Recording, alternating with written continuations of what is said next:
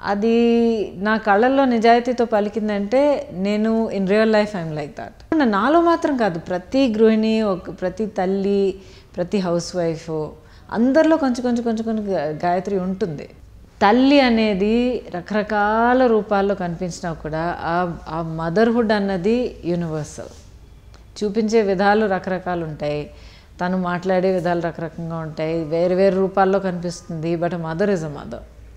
Soul, మన India అంతా ఒక సోల్ ఉంటుంది.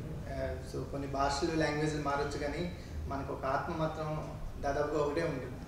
మీ క్యారెక్టర్ సో ఎక్కడికి వెళ్ళినా సరే కనెక్ట్ అయ్యే క్యారెక్టర్. ఇది లాంగ్వేజ్ బ్యారియర్ లేని క్యారెక్టర్. మాకు అలాంటి ఫీల్ కలిగింది సినిమా చూసినప్పుడు. మీకు ఎలాంటి రెస్పాన్స్ వస్తుంది, ఎలాంటి స్టేట్లో ఉన్నారు ప్రస్తుతం మీరు? ఎగ్జాక్ట్లీ, నాకు కథ విన్నప్పటి నుంచి ఇదే నాకు అనిపించింది అనమాట. ఇది ఒక యూనివర్సల్ స్టోరీ, ఇవన్నీ యూనివర్సల్ క్యారెక్టర్స్. ఏ లాంగ్వేజ్ అయినా, ఏ స్టేట్ అయినా, ఏ ఫైనాన్షియల్ స్టేటస్ అయినా కూడా మనిషి అన్న తర్వాత కొన్ని ఎమోషన్స్ ఉంటాయి, అవి కామన్గా ఉంటాయి. తల్లి అంటే ఒక రకమైన ఎమోషన్స్ ఉంటాయి. ఒక తండ్రి అయినా, లేకపోతే ఉద్యోగంకి వెళ్ళే ఒక వ్యక్తి అయినా, పిల్లలైనా, ఎవరైనా, there is always a certain uniformity to that. And అది బాగా పలికిందండి దీంట్లో. మంచి పర్ఫార్మెన్సెస్ అంత చక్కగా తీయడం వల్ల, ఇవన్నీ ఇంగ్రీడియంట్స్ కరెక్ట్గా సెట్ అవడంతో ఆ భావన కరెక్ట్ బాగా పలికింది. ఎస్పెషల్లీ మేడం, మిడిల్ క్లాస్ అంటే చాలామంది అంటారు, ఒక మన ప్రధానమంత్రి గారు స్టేట్మెంట్ ఇచ్చారు, మిడిల్ క్లాస్ పీపుల్ నిజాయితీగా ఉంటారు, ట్యాక్స్ ఎగ్గొట్టే వాళ్ళంతా అప్పర్ క్లాస్ వాళ్ళే, సో ఎక్కువ బ్లాక్ మనీ వాళ్ళ దగ్గర ఉంటుంది అని రీసెంట్గా కూడా అలాంటి స్టేట్మెంట్స్ టైంలో ఒక జ్యువెలరీ షాప్లో ఒక సన్నివేశం మాత్రం ఎస్పెషల్లీ కంటదర్ పెట్టించింది మాకు. యాజ్ ఏ ఆడియన్గా we feel that as a making అప్పుడు కానీ చంద్రశేఖర్ రిలేట్ గారు ఆ సీన్ని, ఎస్పెషల్లీ ఆ సీన్ని మీకు చెప్తున్నప్పుడు కానీ మీరు ఎలా దాన్ని ఓన్ చేసుకోవాలి? అంటే నాకేంటంటే గాయత్రి క్యారెక్టర్ చెప్పిన వెంటనే ఎక్కడో నాలో దిగిందనమాట. ఎందుకంటే గాయత్రిలో ఉన్న చాలా విషయాలు ఆల్రెడీ నాలో ఉన్నాయి. ఎందుకంటే నేను how I think about my daughter, how important home is to me, ఈ for my daughter and for home what I have sacrifice అన్నమాట వద్దు, ఎందుకంటే దీంట్లో త్యాగం ఏం లేదు.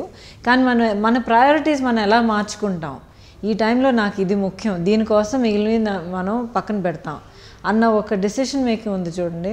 ఇవన్నీ నాకు బాగా తెలిసినాయి. I been through it in life. So that's why I said ఇది చాలా యూనివర్సల్ సబ్జెక్ట్. ఇది తప్పకుండా నాలో మాత్రం కాదు, ప్రతి గృహిణి, ప్రతి తల్లి, ప్రతి హౌస్ వైఫ్ అందరిలో కొంచెం కొంచెం కొంచెం కొంచెం గాయత్రి ఉంటుంది.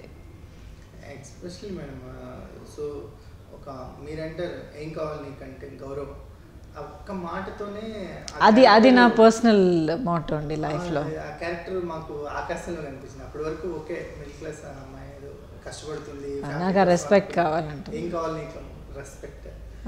జస్ట్ ఆ సింగిల్ లైన్తో మన క్యారెక్టర్ ఎప్పుడు గుర్తుండిపోయింది. ఇంకా ఎవరైనా సరే చెప్పాలంటే రెఫరెన్స్గా మిగిలిపోయింది ఆ క్యారెక్టర్. ఒక మిడిల్ క్లాస్ వైఫ్ చుట్టూ ఏదైనా కథ రాస్తుంటే డెఫినెట్గా వాళ్ళ జ్ఞాపకాలు గాయత్రి వస్తుంది. ఏదైనా రైటర్స్ కానీ ఆ డైలాగ్ చెప్పేటప్పుడు ఎక్స్ట్రీమ్ క్లోజ్ షాట్స్లో మీరు ఆ ఐస్లో కానీ ఆ టోన్లో కానీ మిక్స్ అయిపోయింది మేడం రెస్పెక్ట్ అనే వర్డ్. సో మీకు ఎలా అనిపించింది, ఎక్స్పెషల్లీ గొల్లపూడి మారుతుల గారి కాంబినేషన్లో సింగింగ్? ఆయనతో వర్క్ చేయడం ఎప్పుడూ ఇంకా అడగక్కర్లేదు. అంత సీనియర్ యాక్టర్ అయినా ఆయన ఇన్నేళ్ళు అయిన తర్వాత కూడా అదే ఎంతూజియాజంతో సెట్కి వస్తారు, డైలాగ్ కరెక్ట్గా ఉంటుంది, ఆ తర్వాత దానిలో వెరైటీస్ చూపించడం. So it's amazing to work with. ఎప్పుడూ ఒక ఇన్స్పిరేషన్. ఇప్పుడు గాయత్రి ఆ డైలాగ్ గురించి అంటారా, నాకు ఆ రెస్పెక్ట్ కావాలన్నది, అది నా కళ్ళల్లో నిజాయితీతో పలికిందంటే నేను in real life I'm like that. నాకు జీవితంలో రెండు కావాలండి, ఆ మర్యాద కావాలి. మర్యాద కావాలన్నది తీసుకోవాలని కాదు, ఇచ్చి పుచ్చుకోవాలి, అది నా motto. Give respect and take respect, అది చాలా చాలా ఇంపార్టెంట్. అది లేకుండా బ్రతకడం ఇంకా ఇట్స్ వెరీ వెరీ డిఫికల్ట్. ఆ తర్వాత లైఫ్లో ప్రేమ కావాలి, ప్రేమ ఎఫెక్షన్ కావాలి. ఇవి రెండు చాలా చాలా ఇంపార్టెంట్. వీటి కోసం ఇంకా లైఫ్ని ఇచ్చేయచ్చు అనిపిస్తుంది. చాలా కాలం తర్వాత మళ్ళీ యాక్టింగ్ చేయటం మొదలెట్టారు పాపనాశనం, నెక్స్ట్ మనమంతా.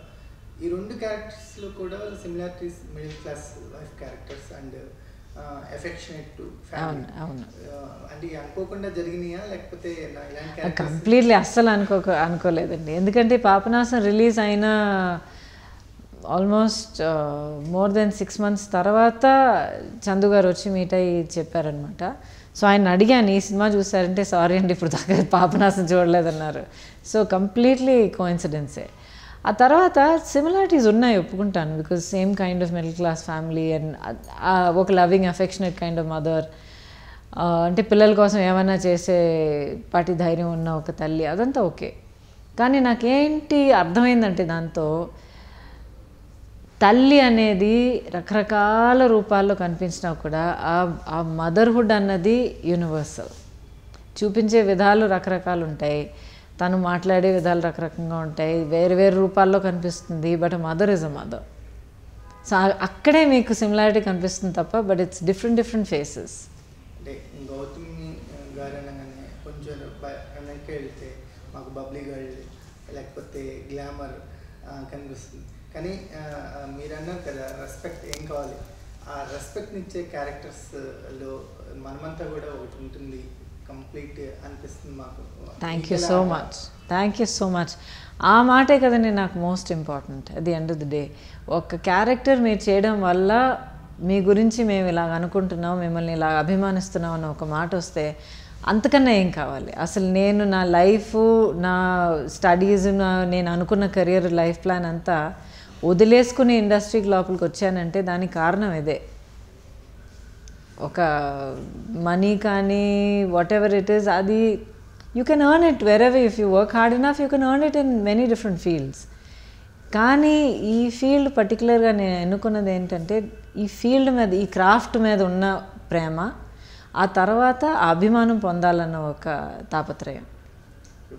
అంటే మనం ఒకసారి ఓన్ చేసుకుంటే ఎనీ ఆడియన్స్ మళ్ళీ ఎంతకాలం అయినా సరే మళ్ళీ వచ్చినప్పుడు అదే వామ్ వెల్కమ్ ఉంటుంది మనమంతాతో. తెలుగు ఆడియన్స్ కూడా అదే. నిజమండి, చాలా నిజమండి. ఎందుకంటే నాకు దొరుకుతున్న రెస్పాన్స్ చూస్తుంటే నాకు కళ్ళంప నీళ్ళు వస్తున్నాయి అప్పుడప్పుడు. అంత ఆప్యాయతగా, అంత ప్రేమతో పలకరిస్తున్నారండి అందరూ.